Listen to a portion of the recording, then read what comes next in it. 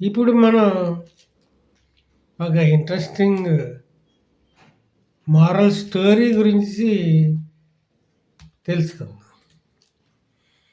ఒకసారి ఒక విమానం ఆకాశంలో ప్రయాణిస్తుందన్నమాట. విమానంలో ఏమైంది? టెక్నికల్ సమస్య వచ్చింది. విమానం కిందికి పడిపోవడం, అటు ఇటు ఊగడం ప్రారంభించింది.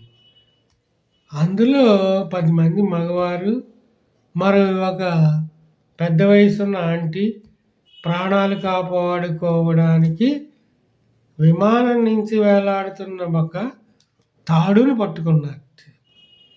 వణికిపోతున్నారు.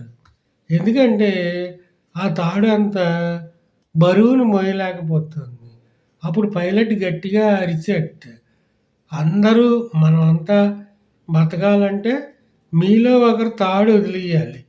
లేకపోతే అందరూ మనం పడిపోతాం. ఈ మాట విన్న వెంటనే అందరూ మౌనంగా ఒకరి ముఖాలు ఒకరు చూసుకున్నారు.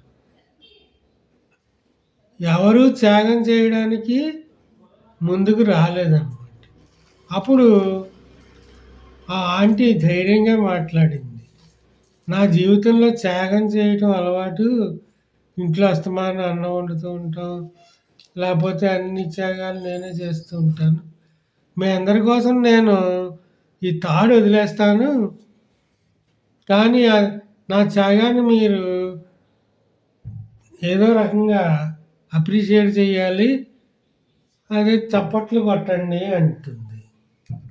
ఆ మాటలు విన్న వెంటనే ఆ 10 మంది మగవారు ఆమె ధైర్యానికి మెచ్చి చప్పట్లు కొట్టడం ప్రారంభించారు.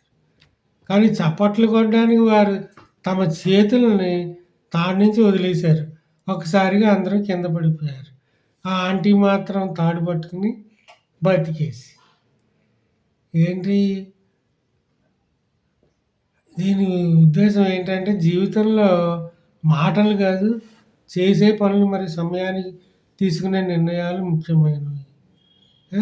ఆలోచించకుండా చేసే చర్యలు ప్రమాదానికి దారితీస్తాయి అని స్టోరీ అన్నమాట.